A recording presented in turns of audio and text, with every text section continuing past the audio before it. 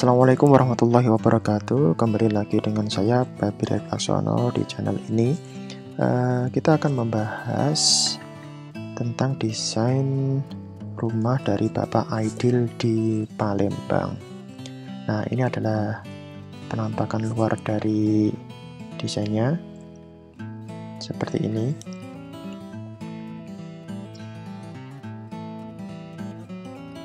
Ya, bisa diketahui ini rumah 3 lantai plus 1 lantai atap rooftop ya. Oke, kita mulai reviewnya dari depan. Jadi ini menurut saya adalah rumah yang unik, termasuk kliennya. Saya tidak menyangka beliau menginginkan lantai utama itu berada di lantai 2. Jarang-jarang klien menginginkan lantai utamanya di lantai 2. Biasanya ya tetap di lantai 1 lantai utamanya. Lantai 2 dan 3-nya itu untuk fungsi sekunder lah. Tapi ini justru fungsi utamanya ada di lantai 2. Sedangkan di lantai pertama itu berfungsi sebagai garasi, mobil, dan gudang. Jadi seperti basement lah. Cuma ini di atas tanah, tidak di bawah tanah. Oke, coba kita bedah. Kalau kita lihat, ya ini dari depan. Nah, di sini ada ruangan. Nah, ini carport ya. Jadi kalau ada tamu itu bisa di carport ini. Muat 1 mobil dan 2 motor lah, sekitar itu. Tapi kalau ada tamunya lebih dari 1 mobil, nah ini bisa dibuka. Nah, ini bisa dibuka ini. Nah, kita dilihat dulu. Nah, ini bisa dibuka, bisa masuk ke dalam. Nah, di dalam sinilah bisa muat motor lebih banyak lagi dan bisa muat 2 mobil. Kemudian, nah ini yang menjadi salah satu tantangannya.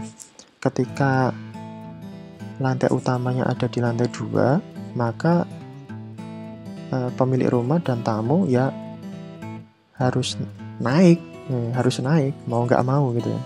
Nah, ketika naik ini tantangannya adalah bagaimana membuat sirkulasinya senyaman mungkin. Nah, untuk yang depan ini saya beri ram ya, nah, bukan tangga tapi ram, agar nanti misal difabel tetap bisa naik. Ini ada ram, ada berapa kali naik nih, 1, kemudian ada bordes 2, ada bordes 3, ada bordes 4. Jadi 4 kali naik. Ini ya mau nggak mau, karena saya menginginkan ada kemiringan yang nyaman agar penghuni rumah tetap bisa naik dengan nyaman, tidak lelah begitu. Nah, baru ada teras kecil di sini, terus masuk. Nah, bordes ini sebenarnya teratapi ya, teratapi. Jadi dari atas ini, nah ini kalau hujan sebenarnya ya, kalau hujannya datar ya, ini nggak kena air hujan, tapi ya namanya hujan itu pasti miring. Kalau ada angin ya bisa masuk juga. Jadi ya ini konsekuensi, mau nggak mau kalau ada tamu lewat depan sini, kalau hujan deras tetap bisa kena gitu. Namun ada satu solusi lagi, kalau misal seperti itu hujan dan tidak memungkinkan untuk lewat depan ini, nah bisa lewat ini, lewat lantai 1 ini terus masuk. Nah, di dalam lantai 1 ini ada tangga, nanti di layoutnya kita bisa lihat. Nah, kemudian setelah masuk ya, nah di sini ada ruang tamu dan ruang keluarga. Ini sebenarnya bisa dibuka, jadi nanti kalau ada acara besar itu ruang tamu dan keluarga bisa jadi 1 ruang besar untuk acara tersebut.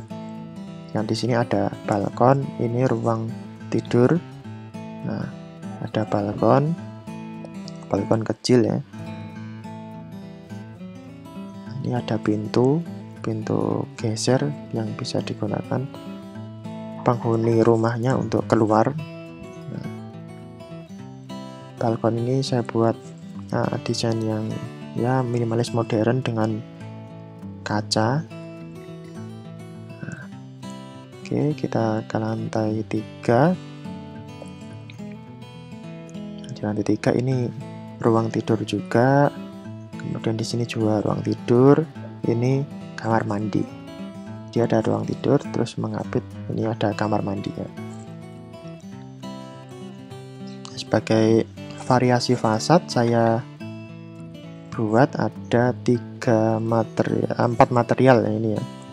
Material yang utama yang paling mendominasi tetap plesteran dan acian serta cat warna putih.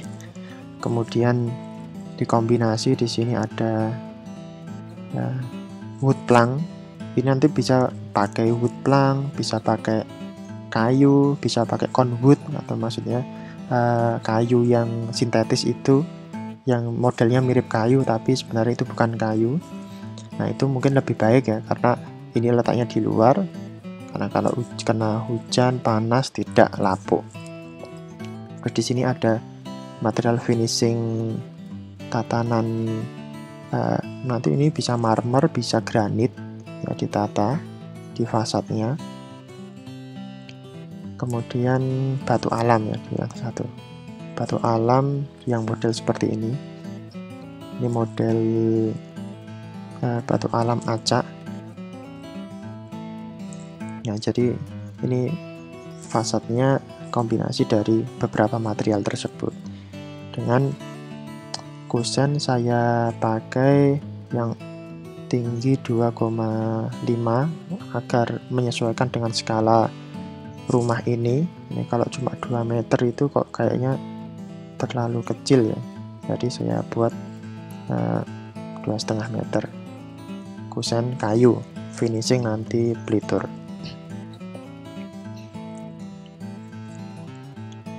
Nah, di ini yang menarik nih. Nah, di sini saya buat semacam kanopi ya, yang menjorok. Sebenarnya ini atasnya sudah tertutup ya, jadi hujan nggak bakalan ke sini ya. Tapi ini hanya variasi saja. Di atasnya pintu teras ini, pintu ruang tamu saya buat ada ini pasangan beton bertulang. Kemudian ini juga beton bertulang, pilar-pilar, dan di atasnya ada atap kaca. Ya, untuk memberikan kesan lebih estetis lah, lebih estetis dan lebih gagah, begitu.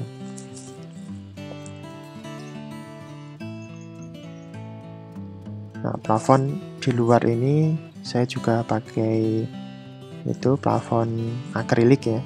Nanti yang modelnya seperti kayu itu, yang finishingnya bukan glossy tapi matte atau doff. Ini juga di sini ada. Nah, yang dari mungkin dari PVC, kalau nggak salah PVC atau akrilik ya. Gitu. Sebagai pemanis fasad, di sini saya buat nanti dari besi holo atau besi tempat juga bisa. Ini tatanan segitiga-segitiga yang saya tata secara abstrak sebagai pemanis saja. Nah, ini jendela ini meskipun bisa dibuka tapi orangnya nggak bisa keluar. Ini bukan balkon ini hanya variasi topi-topi saja. Nah, sehingga tidak ada pengaman, karena memang penghuni kamar ini tidak bisa keluar. Nanti semua jendelanya diberi teralis, karena kalau tidak salah di sini ada ruang tidur anak ya, difungsikan untuk itu, sehingga bahaya kalau ini bisa dibuka tetapi tidak ada teralisnya. Nah, ini dalam desain saya selalu saya buat lubang-lubang semacam ini. Nah, ini lubang-lubang angin agar angin leluasa bisa keluar masuk, membuat ruang itu lebih dingin, lebih bisa bernafas lah. Ini termasuk ini juga. Nah, ini juga saya beri sangat lebar ya, jadi biar udara bisa keluar masuk dengan enak. Ya di sini juga saya beri variasi besi holo ini. Ini rencananya sebenarnya nanti ada tanaman rambat, ada pot-pot bunga menggantung, jadi lebih bagus lah, misalnya lebih asri, karena mengingat ini tidak ada green space, cuma di sini aja nih. Ini nih, di sini ada kecil.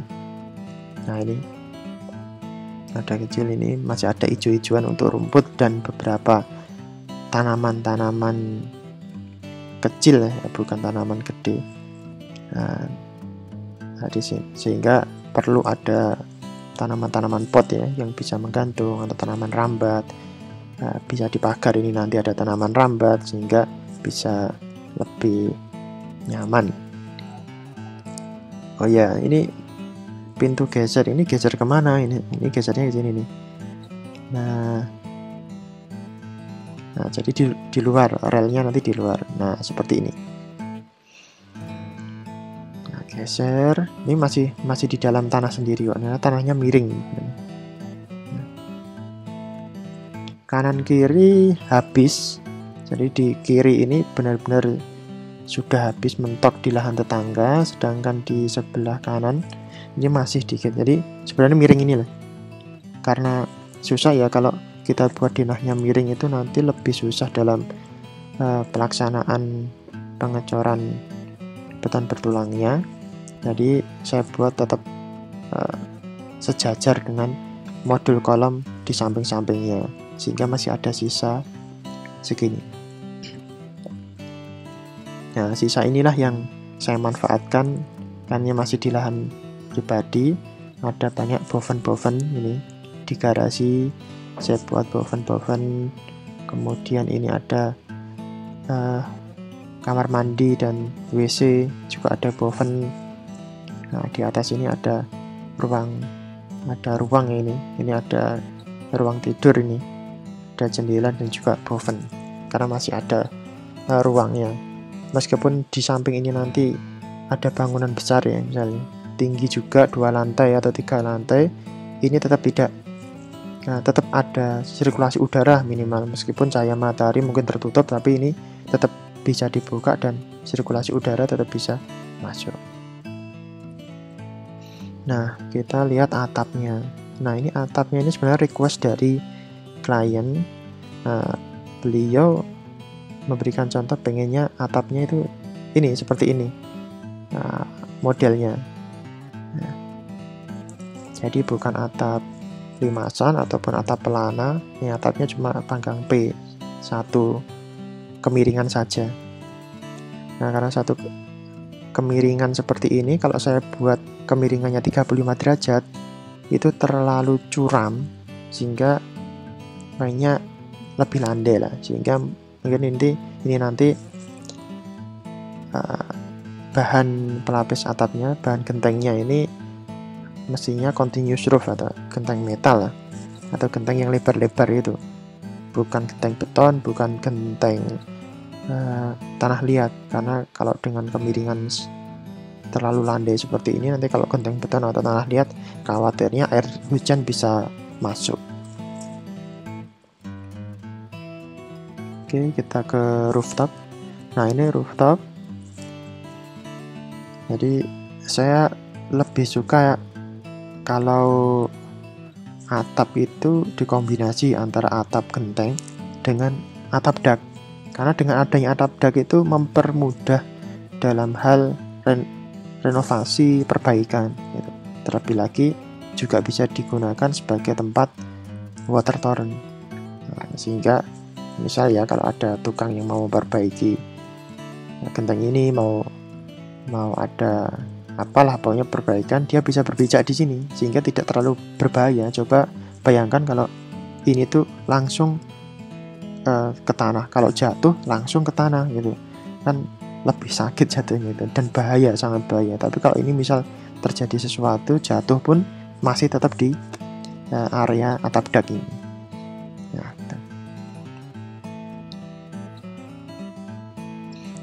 Nah ini belakang memang benar-benar sudah habis ya. Jadi batas tanahnya saya dihabiskan, dan ini request dari klien, sehingga praktis hampir tidak ada open space, green space. Ini masih ada saat kecil ini ya, tetap saya masukkan lah gimana caranya, sehingga kalau ada air hujan ini bisa masuk sampai ke lantai 1. Nah, masih ada hijau-hijaunya di sini, ya, lumayan lah sebagai pernafasan dari rumah ini, bisa lebih segar. Nah, dari atas kita bahas. Nah, di atas ini ada atap kaca. Jadi ini karena depan belakang habis ya, sudah benar-benar mepet. Nah, saya berpikir ini harus ada cahaya ya. Nah, ini salah satu sumber cahayanya. Di bawah sini sebenarnya adalah dapur. Jadi dengan adanya atap kaca ini, sinar matahari benar-benar bisa masuk ya, benar-benar bisa masuk, sehingga ruangan di sekitarnya ini bisa terang. Nah, gitu. Nah, terlebih lagi di bawahnya ini juga ada pintu, ada pintu kaca. Ini tempered glass, yang tebal itu bisa dibuka. Nanti ini bisa pintu geser, bisa pintu swing juga gitu. Nah, ini area jemur. Nah, ini adalah tempat tidur pembantu ya, asisten rumah tangga, sehingga dia ya satu ruang antara dapur, ruang tidur pembantu, tempat setrika, dan tempat jemur cuci. Ini jadi satu, sehingga lebih nyaman dia sirkulasinya, tidak banyak bertemu dengan penghuni rumah, sehingga privasi tetap terjaga. Nah, bahan di sini saya dominasi tetap warna putih, kemudian kombinasi ini ada wood plank atau nanti conwood bisa sebagai pemanis, dan ada tatanan batu alam ya, dari lantai 1, lantai 2 sampai lantai ketiga.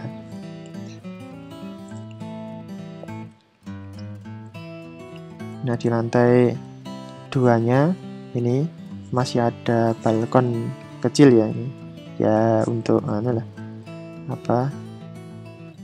penyegar. Jadi penghuni rumah ini bisa keluar ya, menikmati udara segar secara langsung di luar sini. Dan ya kalau mau jemur-jemur masih bisa lah di sini. Tapi ini kena ya, air hujan bisa masuk. Ini kamar mandi sini. Ini juga oven kamar mandi.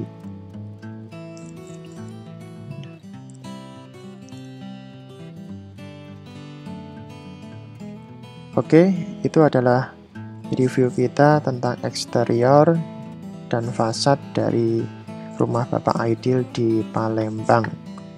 Kita lanjutkan lagi setelah ini, review denah dan potongan dari rumah ini.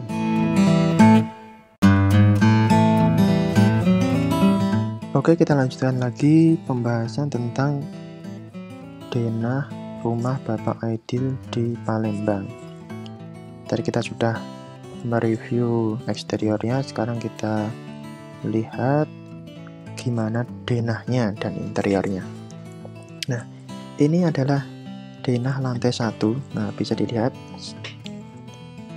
ada carport di depan, kemudian langsung ke garasi. Jadi muat 2 mobil ya, 1 mobil besar, 1 mobil kecil, dan beberapa sepeda motor. Ini masih luas.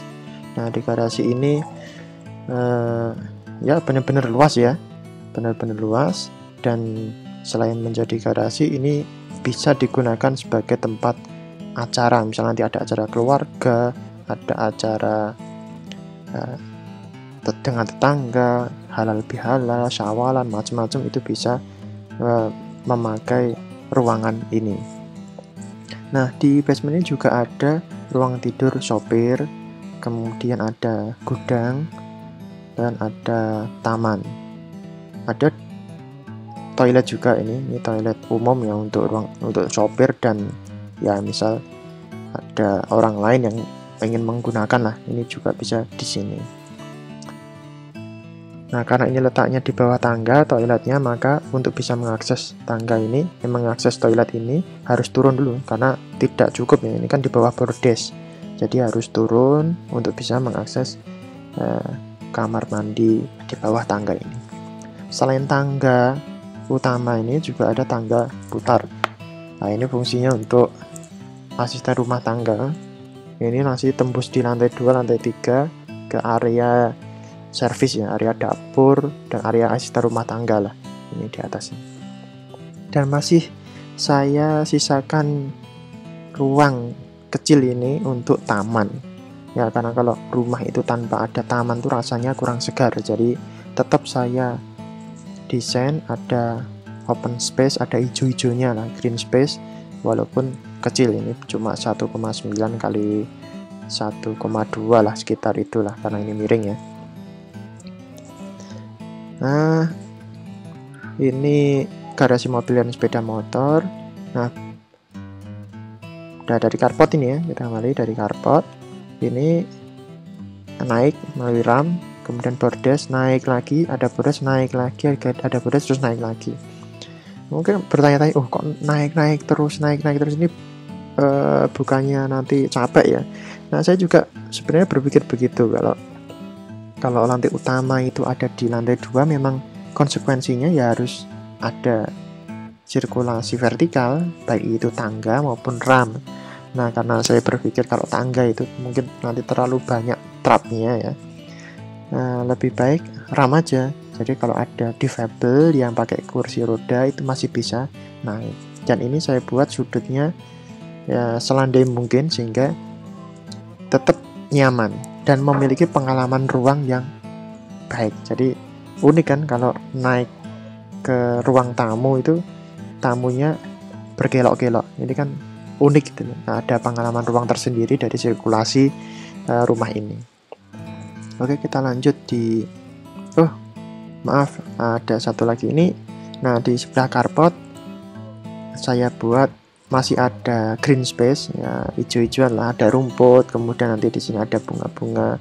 Jadi meskipun sekecil mungkin, semepet mungkin tanahnya, tetap saya beri space untuk tanaman ya, biar lebih segar. Nah, ini sebenarnya batas tanah ini ya. Jadi kolom-kolom ini masih ada di dalam tanah Bapak Aidil. Jadi tidak makan tanah tetangga. Kita lanjut di lantai 2. Oke, ini lantai 2 ya. Nah, di lantai 2 inilah baru ada ruang tamu, ruang keluarga, ruang makan, dan ruang tidur utama. Jadi ya di sini adalah lantai utamanya. Nah, ini tadi ya, dari carport, ini Pak carport, kemudian naik ke bordes, naik lagi, naik sampai ke teras kecil. Nah, di sini sampai sini teratapi semuanya. Jadi kalau hujan ya tidak begitu tampias lah, walaupun ada mungkin titik-titik kecil karena hujan deras, angin itu selalu membawa hujan ke dalam. Ini ada ruang tamu. Ruang tamu ada skat partisi. Ada skat partisi sehingga bisa dipindah-pindah. Saya punya prinsip kalau bikin ruang itu jangan fix. Harus ada partisi-partisi yang bisa dipindah, sehingga kalau membutuhkan ruang besar untuk acara besar, ini bisa digunakan nih segini. Misal ada arisan, ada acara keluarga, ini tinggal partisinya dibuka. Nah, bisa jadi ruang bersama yang besar. Tapi untuk keseharian partisi ini dibuka ditutup seperti ini agar privasi lebih terjaga. Ya, ruang tamu, kemudian ruang keluarga. Ruang keluarga ada TV, ada sofa. Kemudian langsung ke ruang makan. Di dekat ruang makan ada pantry, dapur bersih lah ya. Kemudian sebelah ruang makan lagi, sebelah kanannya ada dapur kotor. ada dapur kotor. Kemudian ya ini yang unik juga, ini biasanya tempat cuci itu ada di atas, tapi pemilik rumah menginginkan ada cuci kotor di bawah, karena katanya kalau masak besar itu ada nyuci-nyuci dandang, tahu dandang ya, panci besar dan oven apa namanya, tempat-tempat wajan-wajan yang besar itu loh, itu susah kalau nyucinya di atas, jadi harus di bawah. Ya maklum, mungkin Palembang tradisi keluarganya sering masak-masak besar ya di sini, menyesuaikan klien juga. Nah ini tadi ada tangga dari lantai 1 ke lantai 2. Ini tangga putar untuk biar ya sirkulasinya lebih mudah lah. Terus ada kamar mandi kecil. Nah, ini void, yang di bawahnya tadi ada green space, ada rumput-rumput tadi. Ini masih ada taman outdoor. Nah, nanti bisa ada pot-pot bunga, ya lebih enak lah. Bisa dibuka lebar. Nah ini pintu kaca temper, bisa dibuka sehingga udara dari depan dan dari belakang itu lebih segar. Termasuk juga karena ini kaca, jadi bisa sinar matahari bisa masuk, jadi tidak gelap. Nah kita lanjut di ruang tidur utama. Nah ruang tidur utama ini sangat besar, jadi coba bayangkan ini 4,2 tambah 4,2 8,4 ini untuk space ruang tidur utama. Ya masuk di kiri itu ada storage ya. Mungkin ini digunakan untuk nyimpan ya lemari-lemari untuk handuk, terus sabun-sabun, sampo, dan peralatan-peralatan mandi yang bisa di stok ya di dalam sini. Kemudian langsung ada kamar mandi. Kamar mandi saya buat terpisah antara shower dan ruang kloset ya. Pintu geser, ada kloset, terus ada wastafel, cermin besar, terus ada pintu lagi untuk mengakses ke shower. Nah di sini ada lemari baju. Nah terus ini layout ruang tidur utamanya. Ada meja rias, terus ada meja santai, dan pintu geser tadi untuk keluar ke balkon. Ini walaupun balkonnya kecil tapi lumayan lah untuk ya sekedar dibuka, udara bisa masuk, cahaya tetap bisa masuk, tidak gelap, sehingga menghemat konsumsi listrik untuk lampu di siang hari dan sore hari, dan udara segar tetap bisa masuk ya. Nah ini tangga utama tadi. Kalau ke bawah ke lantai 1, ini atas ke lantai 3. Oke, kita ke lantai 3.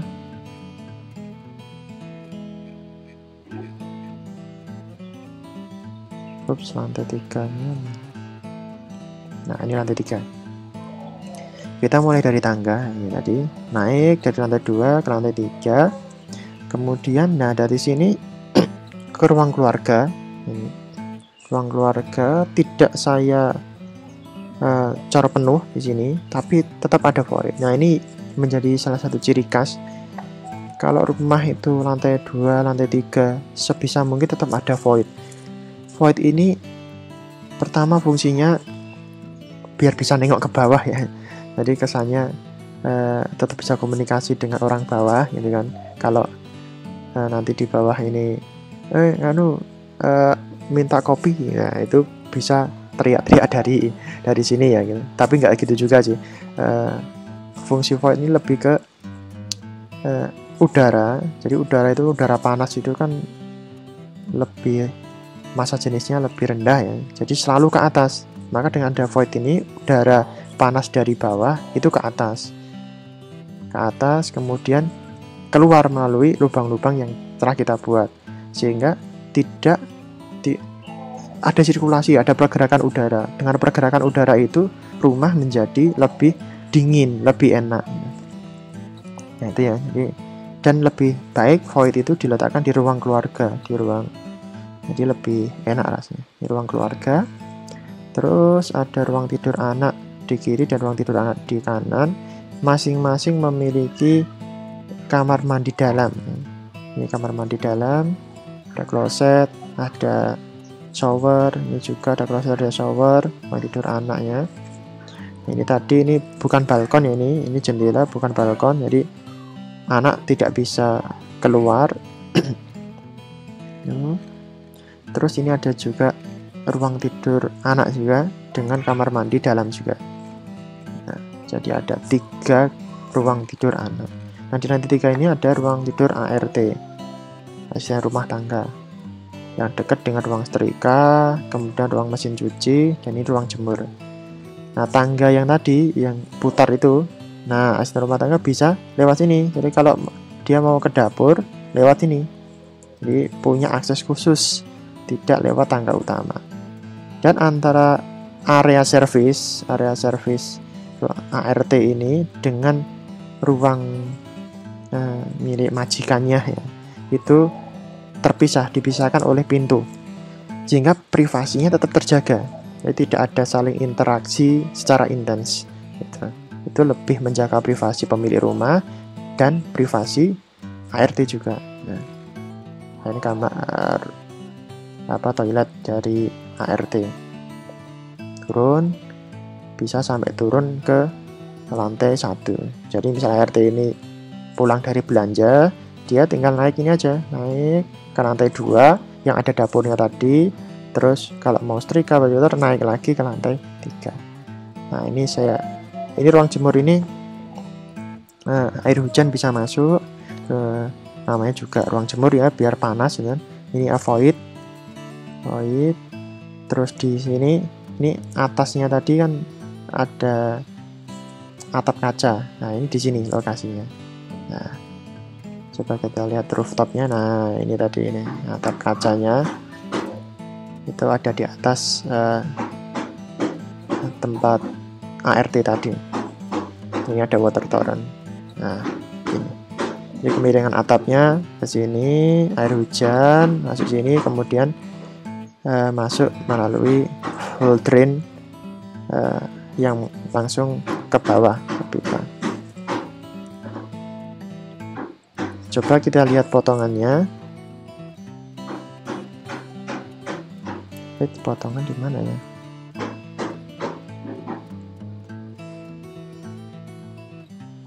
Sebentar saya carikan potongannya. Nah, ini. Nah, ini lebih jelas ini. Nah, ini tadi adalah garasi mobil. Garasi mobil saya buat elevasinya sama dengan pokoknya lantai 1 tuh. Jadi bukan basement lah ini. Bukan basement. Kemudian clearance-nya ini 2,1 meter.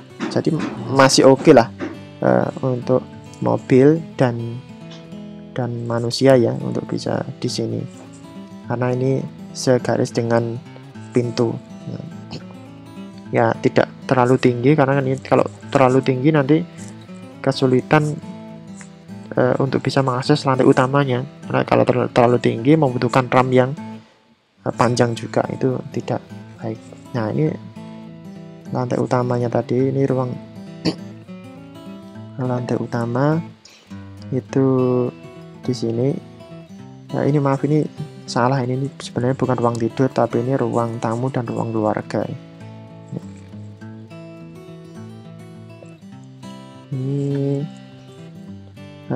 Ini ada void tadi. Nah, void. Terus ini di sini ada ruang keluarga, ini ruang tidur anak. Nah, ini ruang tidur ART. Nah, seperti ini. Nah, atapnya miring, kemudian air hujan jatuh di sini, rooftop. Ini atap kaca tadi. Ini ruang jemur. Nah, ini void dari atas sampai bawah. Nah, ini gudang, ruang tidur sopir. Nah, yang ini nih yang menarik, ini ada bordes naik lagi, ada bordes naik lagi. Jadi kalau dipotong secara melintang, memanjang seperti ini, ya, tetap nyaman dan enak lah, karena udara ya, misalnya masuk sini, kemudian dari void ini udara panasnya ke atas, nah kan bisa keluar. bisa menyebar lah sirkulasi udaranya. Ini bagus ini. Coba kita lihat potongan. Nah, ini kalau potongannya. Nah, ini tadi carport, ini pintu garasi.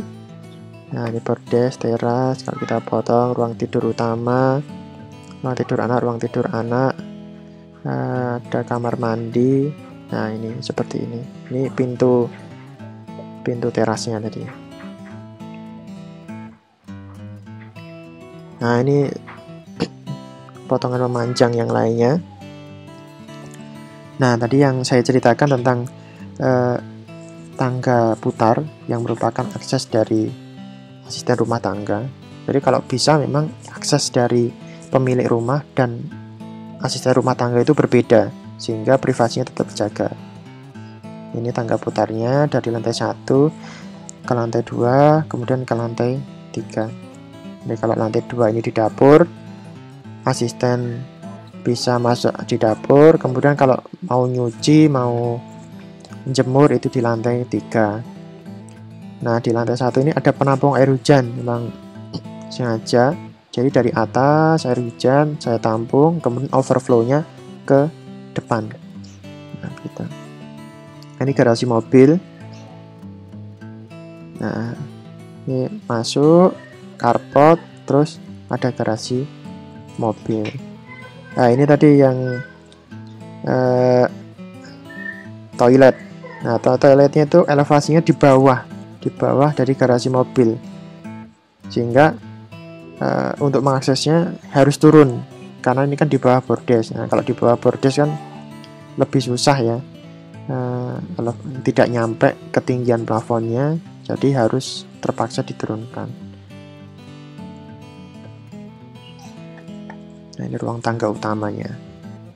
Nah, ini ruang tidur utama. Ada tadi pintu kamar mandi, kemudian kloset, terus ini ada wastafel dengan cermin besar sehingga bisa lebih nyaman. Sini ada ruang untuk shower. Nah, ini balkon tadi ya. Nah, ini ruang tidur anak. Ini kamar mandi dalam, ini anak, dan ini rooftopnya. Rooftop ada water torrent. Oke, mungkin ini yang bisa saya sampaikan tentang layout denah dan potongan dari rumah bawah Aidil di Palembang.